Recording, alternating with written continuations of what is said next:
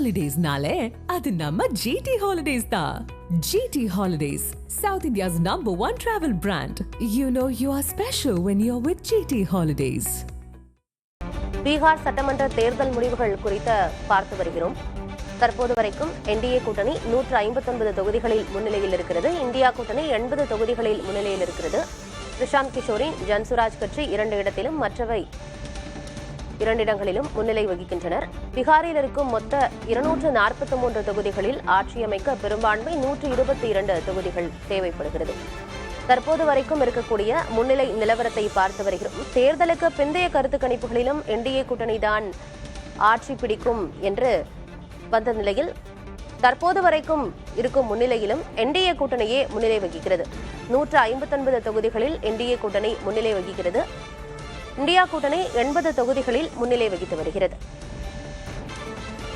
விவரங்களோடு செய்தியாளர் கணபதி இணைந்திருக்கிறார். கணபதி, என்டிஏ கூட்டணி 159 தொகுதிகளில் முன்னிலை வகிக்கிறதா? அண்மை தகவலை பார்த்து வருகிறோம். தற்போது உங்களிடம் இருக்கும் கூடுதல் விவரம் என்ன கணபதி?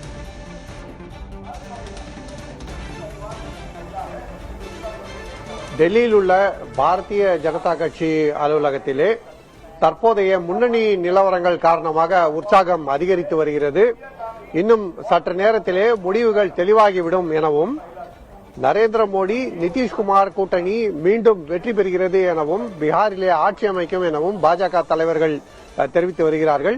இன்னும் சிறிது நேரத்தில் பாரதிய ஜனதா கட்சியின் மூத்த தலைவர்கள் கட்சியின் தலைமை அலுவலகத்துக்கு வருவார்கள் எனவும், கொண்டாட்டங்கள் நடைபெறும் எனவும், அதற்கு இங்குள்ள கட்சியின் தொண்டர்கள் பொறுப்பாளர்கள் ஏற்பாடுகளை செய்து வருகிறார்கள் எனவும் தகவல் தெரிவிக்கப்பட்டுள்ளது.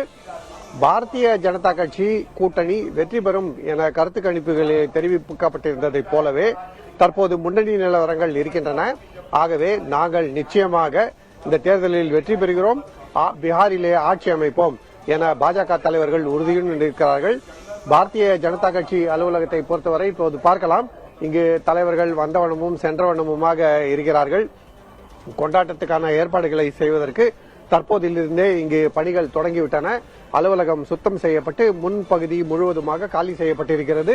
அப்படி காலி செய்யப்பட்டிருக்கும் அந்த பகுதியில் கொண்டாட்டங்கள் நடைபெறும் எனவும், மாலையிலே பிரதமர் நரேந்திர மோடி இங்கு அழைக்கப்படுவார் எனவும் தெரிவித்திருக்கிறார்கள். அதே சமயத்திலே ஊடகங்களை சேர்ந்தவர்கள் பாஜக அலுவலகத்திலே தற்போது அதிக எண்ணிக்கையிலே வந்திருக்கிறார்கள்.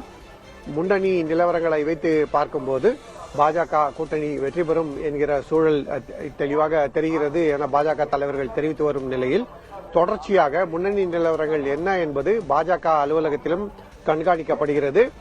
பீகார் மாநிலத்திலிருந்து பாஜக தலைவர்கள் அவ்வப்போது தகவல்களை அளித்து வருகிறார்கள். கட்சியின் எந்தெந்த வேட்பாளர்கள் முன்னணியில் இருக்கிறார்கள், யாரெல்லாம் பின்னாடி இருக்கிறார்கள் போன்ற விவரங்கள் தெரிவிக்கப்பட்டு வருகின்றன.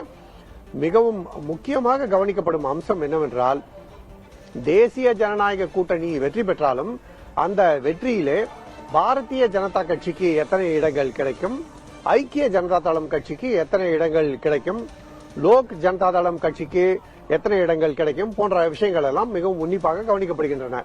ஏனென்றால் தேர்தலுக்கு முன்பு பல்வேறு விதமான ஆலோசனைகள் நடைபெற்று வந்தன. அது தொடர்பாக பல்வேறு விதமாக எதிர்க்கட்சிகள் விமர்சனங்களை செய்து வந்தன. இந்த தேர்தலில் வெற்றி பெற்றாலும் நிதிஷ்குமாருக்கு மீண்டும் முதல்வராக வாய்ப்பு கிடைக்காது என்றெல்லாம் சொல்லப்பட்டு வந்தது. ஆனால் தற்போதைய நிலவரங்களை வைத்து பார்க்கும்போது பாரதிய ஜனதா கட்சி எத்தனை இடங்களை பிடிக்கிறதோ அதற்கு மிகவும் நெருங்கிய எண்ணிக்கையிலே அதே அளவிலான இடங்கள், ஓரளவுக்கு அதிகமாகவோ அல்லது குறைவாகவோ நிதிஷ்குமாரின் கட்சி பிடிக்கும் என கருதப்படுகிறது. அப்படிப்பட்ட சூழ்நிலையில் நிதிஷ்குமாரை புறந்தள்ளி பாரதிய ஜனதா கட்சி வேறு ஒருவரை முதல்வராக்குவது என்பது சாத்தியமாக இருக்காது. ஆகவே அந்த பேச்சுக்கு தற்போது முற்றுப்புள்ளி வைக்கும் வகையிலே இந்த முடிவு இருக்குமா என்பது பார்க்கப்படுகிறது. எதிர்க்கட்சிகளை பொறுத்தவரை அவர்கள் வாக்கு திருட்டு போன்ற பல்வேறு குற்றச்சாட்டுகளை ஏற்கனவே முன்வைத்திருக்கிறார்கள். வாக்காளர் பட்டியல் சிறப்பு தீவிர சீராய்வு நடவடிக்கைக்கு கடும் எதிர்ப்பு தெரிவித்திருக்கிறார்கள். தேர்தல் ஆணையமோ எல்லாம் முறைப்படிதான் நடக்கிறது என உச்சநீதிமன்றத்திலும் தெரிவித்திருக்கிறது. இப்படிப்பட்ட சூழ்நிலையில் பீகார் தேர்தல் முடிவுகள் முழுவதுமாக இன்று வெளிவரும்போது எஸ்ஐஆர் நடவடிக்கை, தேர்தல் ஆணையத்தின் நடவடிக்கைகள் குறித்து எந்த அளவுக்கு, அதாவது மேலும் புதிய குற்றச்சாட்டுகள் வருமா அல்லது ஏற்கனவே உள்ள குற்றச்சாட்டுகள் நிரூபணமாகவில்லை என்கிற சூழல் ஏற்படுமா என்பது கவனிக்கப்படுகிறது. என்றால் அதன் அடிப்படையில் தான் தமிழ்நாடு மற்றும் புதுச்சேரி உள்ளிட்ட மாநிலங்களிலே நடைபெறும் நாடு தழுவிய எஸ்ஐஆர் நடவடிக்கையின் அமல்படுத்துதல் எப்படி இருக்கும் என்பது தெரியவரும். அதே போலவே மகா கட்பந்தன் கூட்டணியைச் சேர்ந்தவர்கள் வைக்கும் குற்றச்சாட்டுகளுக்கு ஆதாரங்கள் இருந்தால் தேர்தல் ஆணையத்தின் நம்பிக்கைத்தன்மை கேள்விக்குறியாகும். இப்படி பல்வேறு விஷயங்கள் இருக்கின்றன. தேசிய ஜனநாயக கூட்டணி முன்னணியில் இருந்தாலும் அதில் பாஜகவா அல்லது ஐக்கிய ஜனதா தளமா, இந்த இரண்டு கட்சிகளில் எது அதிக இடங்களை பிடிக்கும் என்கிற முக்கிய கேள்வியும் இருக்கிறது. தற்போதைய நிலவரங்களை வழங்கியமைக்கு நன்றி கணபதி. ஹாலிடேஸ்னாலே அது நம்ம ஜிடி ஹாலிடேஸ் தான். GT Holidays, South India's #1 travel brand. You know you are special when you're with GT Holidays.